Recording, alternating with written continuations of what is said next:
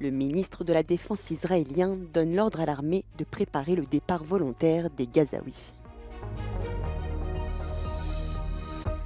La fusillade d'Örebro aurait été perpétrée par un Suédois de 35 ans qui était au chômage depuis une dizaine d'années. Les autorités affirment qu'il n'était pas connu des services de police.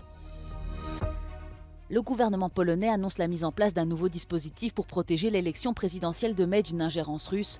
L'opposition l'accuse de censurer Internet.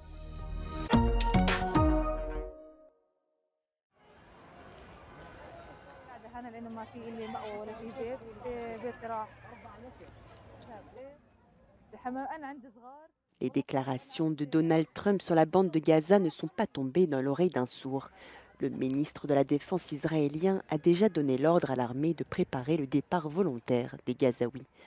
Contrôle américain de l'enclave palestinienne, expulsion des Gazaouis dans les pays voisins et transformation de Gaza en Riviera du Moyen-Orient, tel est le plan du président américain. Même si la Maison-Blanche a depuis nuancé ses propos, l'inquiétude persiste. What Trump is proposing is clearly catastrophic for Gaza, but it would also be destabilizing for regional countries. It would be destabilizing for the broader region itself, and it would also have negative impacts on Europe itself. So let's for a second imagine 1 million Gazans being moved to Egypt, to a country with limited economic opportunities, a country with which they themselves, Gazans themselves, have little connection with, besides being neighbors. Do people really think that 1 million Gazan refugees will stay in Egypt? No. Thousands of them, tens of thousands, will seek better economic prospects further afield, including in Europe.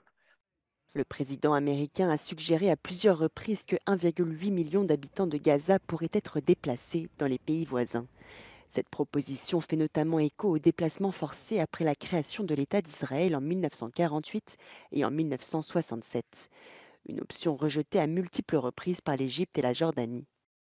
This would be hugely controversial among the Arab people who would see this as aiding and abetting the effective ethnic cleansing of Palestinians from their land.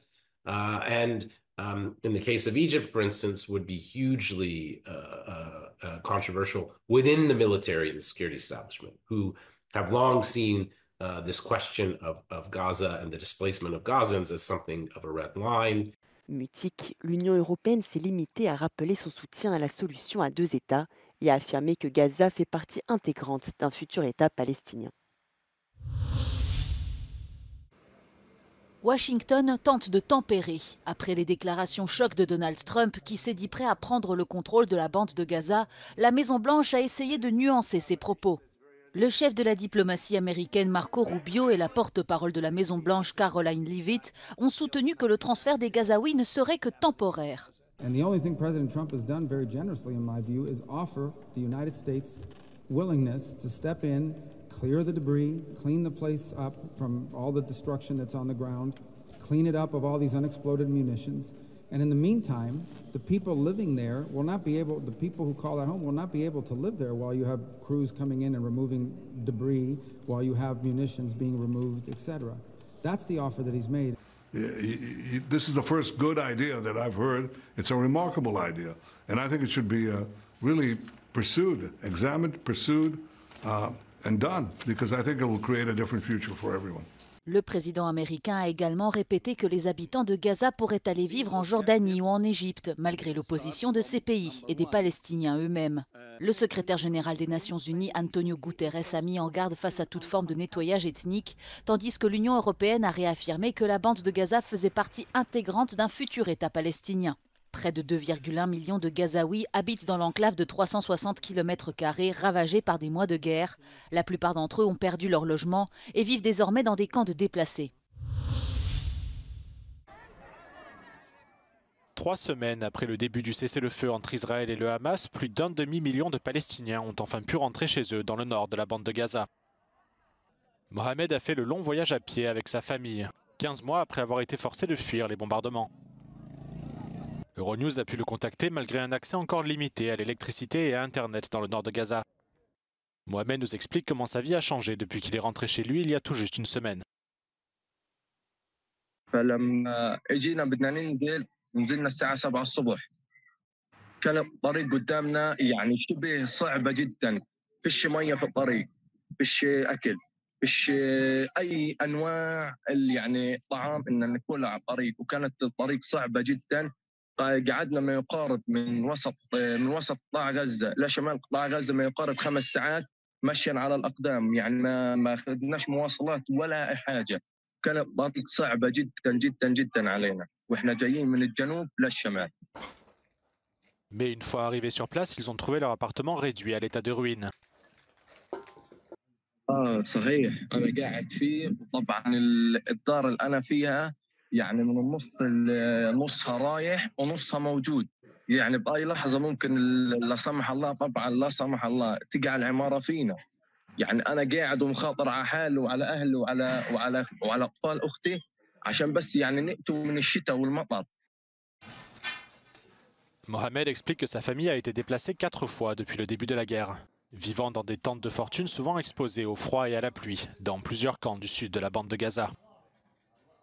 Ils ont maintenant retrouvé leur toit, mais celui-ci pourrait s'effondrer à tout moment. Par ailleurs, l'accès à la nourriture, à l'eau et aux soins de santé est devenu encore plus difficile depuis son retour, malgré l'augmentation de l'aide humanitaire à Gaza depuis l'annonce du cessez-le-feu. يعني نروح مناطق بعيدة عشان نجيب مية للشرب، مية يعني نستحمى فيها، وبعد اللي هو وقف إطلاق النار ازدادت الأمور أسوأ. يعني حاليا أنا بمشي ما يقارب كيلوات عشان أحصل مية للشرب، وهلقيت يعني فيش لا يعني مساعدات بتمرق عبر يعني منظمات إنسانية. Bien que les organisations humanitaires aient renforcé leur présence dans le nord de Gaza, certaines zones restent quasi impossibles à atteindre en raison des dégâts subis par les infrastructures. Des milliers de personnes comme Mohamed et sa famille n'ont ainsi toujours pas accès aux produits de première nécessité. Malgré les conditions désastreuses et comme beaucoup d'autres Palestiniens, Mohamed n'a aucune intention de quitter de nouveau son domicile.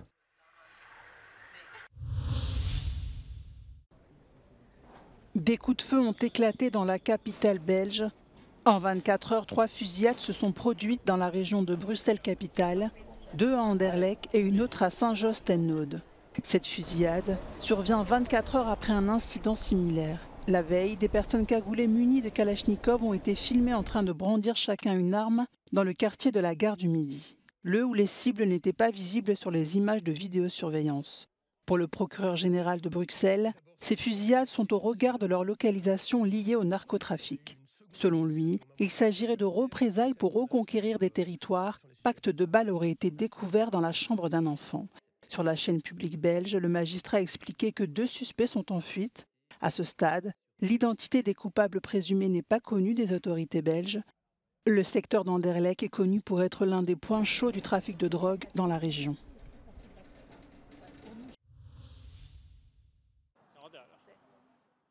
La police suédoise poursuit son enquête pour déterminer le motif de la fusillade la plus meurtrière de l'histoire du pays, qui a fait 11 morts mardi. Selon les médias locaux, la tuerie dans un centre de formation pour adultes à Örebro aurait été perpétrée par un Suédois de 35 ans, qui était au chômage depuis une dizaine d'années. La police a déclaré que le suspect, qui est décédé sur les lieux, n'était pas connu des autorités avant l'attentat et n'avait jamais été condamné pour un quelconque délit. Han har vapenlicens för 4 vapen och samtliga de här 4 vapnen är beslagtagna. 3 av de vapnen fanns bredvid honom i samband med att polis säkrade honom där inne i byggnaden då. Våran bedömning och utifrån den förundersökning och det insamlingsarbetet som är gjort, det är ju att han har agerat ensam i det här dådet. Det är utifrån de uppgifterna vi har nu och det är det vi kan stå i just nu. Le roi de Suède, Charles XVI Gustave et son épouse la reine Silvia ont assisté mercredi à un service religieux à Örebro en mémoire des victimes. De nombreuses personnes ont également allumé des bougies sur le site de la tuerie qui a fait au moins 11 morts, dont le tireur, et au moins 5 blessés graves. Le centre de formation où l'attentat a eu lieu propose des cours à des adultes ayant abandonné l'école. et cherchant à achever leur éducation secondaire ou à accéder à l'enseignement supérieur.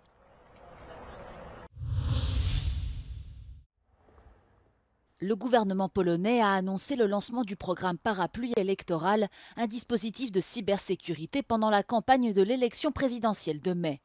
Le ministre des Affaires numériques, Krzysztof Gawkowski, explique que son principal but sera de lutter contre la désinformation, de modéliser les processus de financement et de former les comités électoraux.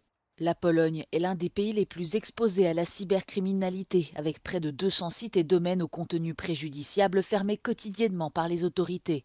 Selon les informations du gouvernement, il existe des cas de recrutement de Polonais par Moscou sur le Darknet qui pourraient s'avérer dangereux pendant la campagne électorale.